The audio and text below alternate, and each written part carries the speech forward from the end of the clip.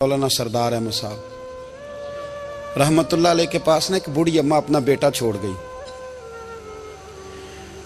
तो हजरत साहब ने कुछ 2, 4, 5 महीने रखा। तो बाद में उसकी अम्मा को बुला के कहा कि भाई तू बेवा है, बेटा तेरा यतीम है, मैं नहीं चाहता कि इसका वक्त ज़ाया हो। ये पढ़ने वाला कोई नहीं, सारे नहीं भाई पढ़ने वाले होते। अब यहाँ उलमा बैठे हैं, मैं बेअदब भी ना हो जाऊँ। कुछ पूरे 8 साल लगा के भी आ जाते हैं, सनद भी उनके पास होती है। नाराज ना हो जाना, ये तो सब अच्छे लोग हैं। सनद होती है पर पता पुता कोई नहीं होता। ये आला हजरत ने लिखी है बात। सनद होती है, पूरी डिग्री होती है, उस पर कई लोगों के साइन भी होते हैं। तो बहुत सारे तालिब इल्म ऐसे होते हैं जो मदारस में कहते हैं मैं फाजल फलां हूँ, लेकिन कोई शय पास। तो मौलाना सरदार अहमद साहब मुहद्दिस आज़म पाकिस्तान रहमतुल्लाह अलैह उस बूढ़ी को कहने लगे तेरा बेटा कुंद देना है, पढ़ना पढ़ाना इसने कुछ भी नहीं। तो यतीम बच्चा है, कल को तो कहेगी कि मेरे बेटे ने वक्त ज़ाया किया तो वापस ले जा। बूढ़ी अम्मा रोने लग गई, कहने लगी मैं पढ़ाने तो नहीं लाई थी, मैं तो आपको रब का वली समझती हूँ, मैं तो नौकरी कराने लाई थी। नौकरी हजरत अनस बिन मालिक कहते हैं मेरी अम्मा भी हुजूर की बारगाह में दे गई थी। तो हुजूर की बारगाह में ये नहीं कहा था कि या रसूलल्लाह पढ़ा दें, हाँ हाँ मैं जिम्मेदारी से बात कर रहा हूँ। ये नहीं कहा था हुजूर मुजाहिद बना दें, ये थोड़ी कहा था कि या रसूल अल्लाह सल्लल्लाहु ताला अलैहि वसल्लम से मुफस्सिर मुहद्दिस मुहक्किक मुफ्ती बना दें। हजरत अनस की अम्मा कह गई थी सोनिया जब तक ये रहेगा ना आपकी नौकरी करेगा, ये घर के काम काज करेगा, ड्यूटी करेगा, हुजूर ये आपकी नौकरी करेगा। तो मेरे महबूब ने फिर दुआ कर दी, अल्लाह इसे बरकत अता फरमा। तुम समझता है खिदमत वाला खाली रह जाता है? जितना जायका खिदमत वाले को मिलता है, जो उसके नसीब में आता है, वो किसी का नसीब कहां भाई। हजरत अनस कहते हैं हुजूर ने दुआ कर दी, बरकत की।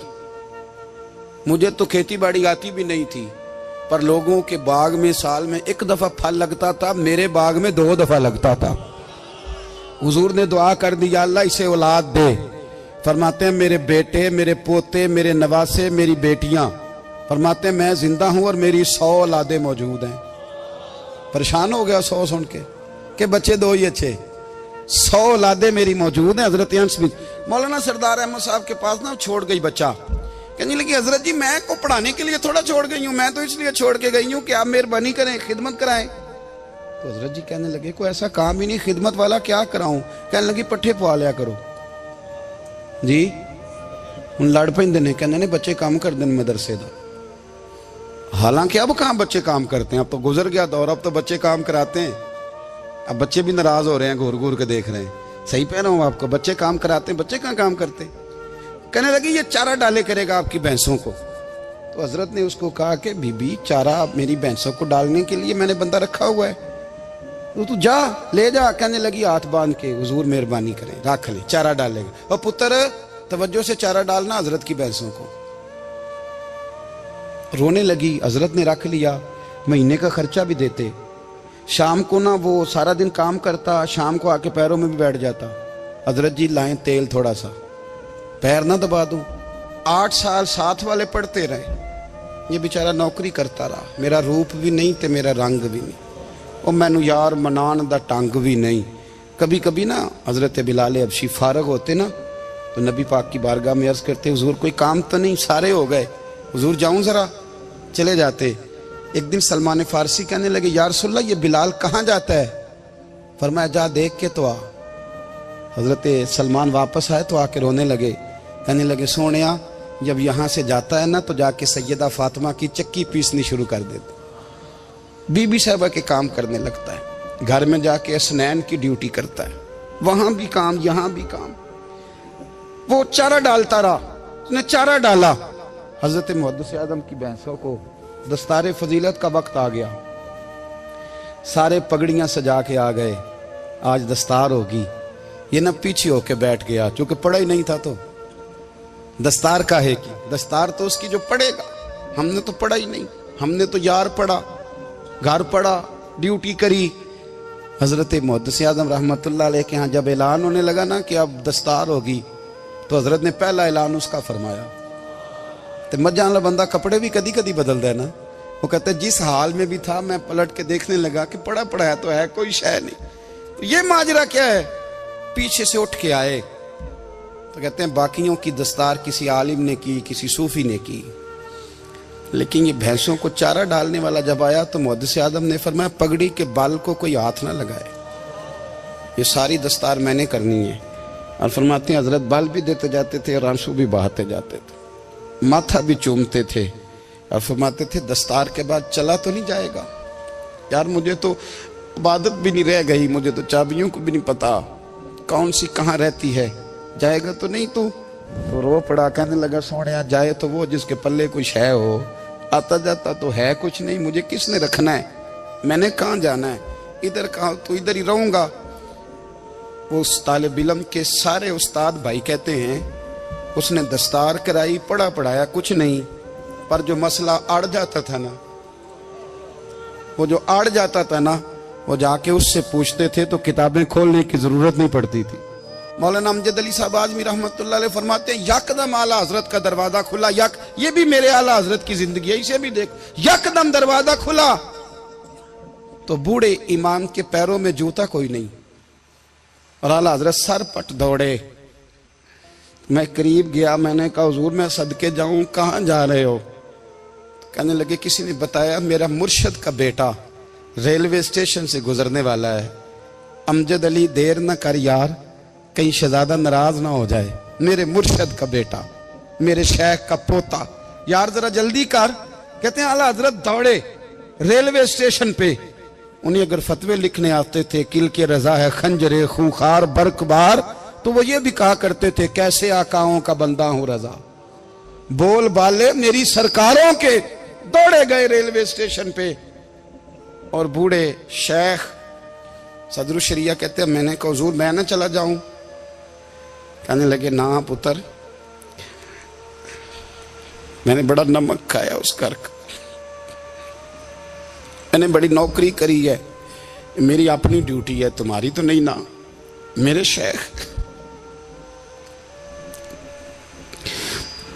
फरमाते रेलवे स्टेशन पे हजरत खड़े हैं तो एक मुसाफिर उतरता, उसके करीब जाते अदब से सलाम लेते तो कहते मारेरा शरीफ से तो नहीं कोई आया? कहते वो मुसाफिर गुजर जाता, दूसरा आता तो फिर करीब जाते, कहते वो उसके आस्थाने से तो नहीं आए, उधर से तो नहीं कोई आया। कहते सारे गुजर गए, जिन मुसाफिरों ने उतरना था उतर गए, ट्रेन चल पड़ी।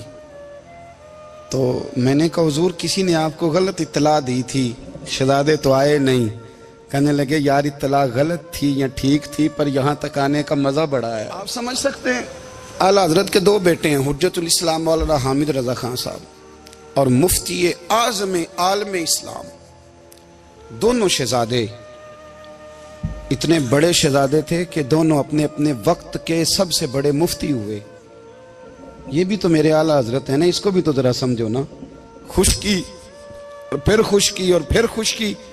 एक दिन पीर साहब ने कहा, नूरी मियाँ साहब, क्या अहमद रजा यार वो भैंसें रखी हुई हैं तो उनको ना गीदड़ आके तंग करते हैं, तो दो कुत्ते मिल जाए ना कभी, तो चलो रात को पहरेदारी करेंगे, दो कुत्ते मिल जाएं। मैं अक्सर सोचता हूँ कि आला हजरत तो आलिम थे, उनका कुत्तों से क्या लेना देना। हजरत जी आपने कुत्तों की बात करनी थी तो किसी दुनियादार से करते, दो कुत्ते मिल जाएं तो जरा जानवरों की देखभाल करेंगे।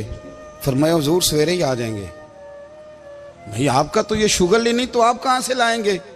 दिन चढ़ा तो दोनों बेटों के गले में रस्सियां डाली। आला हजरत को सिर्फ आप फतवे की रोशनी में देखते हैं, आपको उस शख्स के दर्द का नहीं पता, उसके जायके का नहीं पता, वो किस स्टेज का आदमी है, स्टेटस क्या है तरीकत में, शरीयत में, इश्क में। दोनों शहजादों के गलों में रस्सियां और पकड़ा हुआ है। तो नूरी मियाँ साहब कहते हैं मैं चारपाई पे बैठा था तो नीचे बिठाल दिए दोनों बच्चे, मैं उठ के खड़ा हो गया। मैंने कहा मौलाना ये क्या? कहने लगे हुजूर ड्यूटी भी करेंगे और रोटी भी नहीं मांगेंगे। जिन्हां तना विच इश्क न रचिया कुत्ते ना थी चंगे, मालक देकर राखी कर दे साबर भुखे नंगे। किधर गया ज़ौक़, किधर गया वो दर्द? और फिर जब बारी आई रसूलुल्लाह के प्यार की, जब बारी आई नबी पाक की मोहब्बत की, तो फिर फाजिल बरेलवी का कद अगर लिखने में कमाल है ना, तो महबूब के प्यार करने में भी कमाल है। उन्होंने ना सारी जिंदगी, यानी सारी जिंदगी ये कह के गुजार दी कि इश्क तेरे सदके जलने से छुटे सस्ते, जो आग बुझा देगी वो आग लगाई है। एक सैयद साहब थे, मकान बन रहा था आला हजरत का, तो सामने ना बिल्कुल लाइब्रेरी थी। तो जब मकान बन रहा होता है तो तब सारे मिस्त्री मजदूर अंदर ही होते हैं, तो सबका आना जाना था, सब लोग आते जाते थे बिला झिझक। तो वो सैयद साहब भी एक दिन आ गए, सामने लाइब्रेरी में मिले, फिर चले गए। कुछ दिनों के बाद घर मुकम्मल हो गया, अब औरतें भी आ गईं। तो शाह जी को पता नहीं था, वो पुराना ही माहौल समझ के ना, मौलाना जफरुद्दीन बिहारी कहते हैं पुराना ही माहौल समझ के तो अंदर आ गए। और जैसे ही अंदर दाखिल हुए, सामने घर की औरतें देखी, तो शाह जी माजरत माजरत माजरत करते परेशान हो गए। और फिर जब दोबारा पलटने लगे तो आला हजरत दौड़ के गए, हाथ चूमे, कहने लगे शाह जी आपको तो पता नहीं था, और आप मेहरबानी करें ये माजरत वाला लफ्ज वापस लें। ये मेरे घर की औरतें नहीं, ये तो सैयदों की बांदियां हैं, ये तो नौकरानियां हैं। तो आप मेहरबानी करें, ये अंदाज आपका जो है ये दुरुस्त नहीं, आप मेहरबानी फरमाएं अंदर आए। और फिर सारे खानदान को लेके पर्दे के पीछे खड़ा किया और कहने लगे शाह जी को गलती लग गई, उन्होंने हमसे माजरत की, अब हम सारे मिलके उनसे माजरत करेंगे, इसलिए कि ये रसूलुल्लाह का खानदान। यार थोड़ा बहुत दो चार लफ्ज जिस बंदे को आ जाए ना, दो चार लफ्ज, मैं जाती तौर पे ना, आपको पता है मैं तो नात खानों से तो हमारी बनती नहीं, बहुत सारे नात खान तो हमें वैसे ही नहीं। मैं कहता हूँ नात आने दे जाने का नाम नहीं, नात तो कलाम का नाम है। किसी बुजुर्ग की बात पढ़ो, कुछ मतलब उसमें कुछ ज़ौक़ हो, कुछ दर्द हो, ये क्या बात हुई जो आजकल काम शुरू है। लेकिन आपको पता है हम नात खां की भी इज्जत करते हैं। मैं जिस नात खां से नात सुनता हूँ, मैं दिल की कल्ब की गहराई से उसका हया करता हूँ, मैं इकराम करता हूँ, अल्लाह जानता, मैं एहसास देता हूँ, इसलिए कि मैं समझता हूँ ये जब बोलता है ना तो मुझे मदीने वाले की याद आती है, ये नबी करीम की याद दिलाता है, तो इसका एहसास है। आला हजरत फाजिल बरेलवी रहमतुल्लाह ताला अलैह ने नबी करीम से मोहब्बत की और हुजूर सैयद आलम सल्लल्लाहु अलैहि वसल्लम से ताल्लुक़ रखने वाली हर शय से मोहब्बत की। उन्होंने अपने ज़ौक़ को कभी फीका नहीं पड़ने दिया। सारी ज़िंदगी रसूलुल्लाह सल्लल्लाहु अलैहि वसल्लम का प्यार। थोड़े दो चार लफ्ज़ मेरी तरह किसी शख्स को आ जाएं तो वो अदब अदाब के दायरों से निकल जाता है। वो हर चीज़ को किलो काल के जायके में रखता है। इसलिए मुल्ला रूमी फरमाया करते थे, सेठ आदमी हो ना, जेब में पैसे हो तो उसका पीर कोई नहीं होता। अगर कोई ओहदा मिल जाए, बंदा किसी दर्जे पे पहुंच जाए तो उस बंदे का भी मुर्शद है, और अगर चार लफ्ज़ पढ़ जाए तो अक्सर मेरी तरह के बंदे खलीफे होते हैं, मुरीद नहीं होते। नाराज तो नहीं हो गए आप लोग? मेरी तरह के लोग ना खलीफे होते हैं, बताते हैं 14 जगह का खलीफा हूं तो सवाल ये है कि गुलाम किसका है? मेरी खिलाफ थे। ओ खुदा के बंदे, गुलामी असल चीज है। आला हजरत फाजिल बरेलवी रहमतुल्लाह ताला अलैह ना लोगों से पूछते, जब कोई मदीने से आता, मक्के से आता, हज करके आता, तो पूछते मदीने गए थे? सदरुल शरिया रहमतुल्लाह अलैह फरमाते हैं, किसी ने कान में आके कहा हुजूर वो मोची हज करके आया। पक्की बात है हुजूर? हाँ। फरमाया चलो चलें। हजरत जी वो लिखना नहीं, तो मैं आके देखते हैं। हजरत मेहमान, ओए आके देखते हैं। कहते दौड़ने लगे, वो जूते गांठ रहा था। जाके पूछा हज करके आए हो? कहा हाँ, मदीना शरीफ गए थे। वो जिस बंदे के पास लोग तारीखें लेने जाएं तो टाइम ना मिले, भाई आज मदीने गए थे? कहने लगा जी बड़ा करम किया सरकार ने, मैं तो 1.5 महीना रह के आया हूं। कहते हैं जुब्बा कहीं, पगड़ी कहीं, कलम कहीं, शागिर्द कहीं, मुरीद कहीं, और अंदर नहीं, हुजरे के अंदर छुप के किसी की तादीम नहीं, चौक में मोची जूते गांठने वाला दुनिया देख रही है। आला हजरत झुके और मोची के पैर चूमने शुरू कर दिए। लोग पकड़ दें, हुजूर ये क्या? वो भी पैर करने लगे, पीछे हट जाओ। ये वो कदम है जो मेरे मुस्तफा करीम के दरे दौलत से होके आए। हरम की जमीन और कदम रख के चलना, अरे सर का मौका है हो जाने वाले। ये जायका, ये दर्द, तो आला हजरत ने ना ज़ौक़ वाली जिंदगी गुजारी, अदब वाली जिंदगी गुजारी, प्रेम वाला वक्त गुजारा, इश्क वाला वक्त गुजारा। हजरत बिलाल हबशी कभी सिपा सालार बने थे किसी जंग में, किसी सूबे के गवर्नर बने हो? बोलो तो सही यार। उनका तारुफ क्या था? नबी करीम के गुलाम। हुजूर के ना जो ज़ाती मामलात थे ना, 20 अंसारी नौजवान थे जो हर वक्त नबी पाक के पास खड़े रहते थे कि हुजूर को हुक्म करें। 20 और 34 से लेकर 40 तक गुलाम हर वक्त हुजूर की बारगाह में रहते। हजरत बिलाल हुजूर के ज़ाती मामलात की खिदमत करते थे। कोई ऐसी वो जो तबलीग की या दावत की या जंग की या जिहाद की कोई ड्यूटी नहीं वो करते थे, ज़ाती खिदमत सरकार की। हजरत उमर फारूक वो शख्स हैं कि जिन्होंने कभी किसी बंदे को खातर में नहीं लाए वो, लेकिन जब हजरत बिलाल आते थे ना तो जनाब उमर उठ के खड़े होते थे, कुर्सी छोड़ते थे और फिर एक नारा लगाते थे, कहते थे या बिलाल अंता सैयदुना, बिलाल तू हमारा सरदार है यार, तू हमारा। यानी इश्क का ज़ौक पूरा करना उन्हें भी आता था। इसलिए मेरा मशवरा है, मेरी राय है, और जो मेरा हुक्म मानने वाले हैं उनके लिए मेरा हुक्म है कि ज़ौक ना कभी भी ख़राब करना, कभी भी ना ज़ौक ना ख़राब करना, अपना लुत्फ़। मैंने कई दफ़ा, मैं पहली दफ़ा मदीना शरीफ हाज़िर हुआ तो एक बाबा जी मेरे आगे आगे थे, तो उनको ना धक्के मार रहा था। वो सामने खड़े होते हैं ना, अल्लाह खैर फरमाए, अपनी अपनी ड्यूटियां ना, उनकी भी एक ड्यूटी है ना जी। तो वो धक्के मार रहा था तो बाबा उसे कह रहा था तेरी खैर होवे पहरेदारा, रोजे दी जाली चुम लैन दे। उन्हें फिर धक्का मारिया तो फिर उन्हें कहता तेरी खैर होवे पहरेदारा। मैंने, वो बिल्कुल अनपढ़ बाबा जी थे पर मुझे उन्होंने बहुत बड़ी बात समझा दी, मैंने उनसे बड़ा सीखा, मिंबर पे जिक्र कर रहा हूँ। वो तीसरी दफा फिर धक्का मारा, तेरी खैर होवे पहरेदारा, रोजे दी जाली। तो बाबा जी बाहर निकल आए तो मैं भी पीछे निकल आया। तो मैंने कहा बाबा जी यहाँ कुछ इन्होंने बांग्लादेशी और हिंदुस्तानी भी रखे हुए हैं, पर ये तो अरबी था खालस।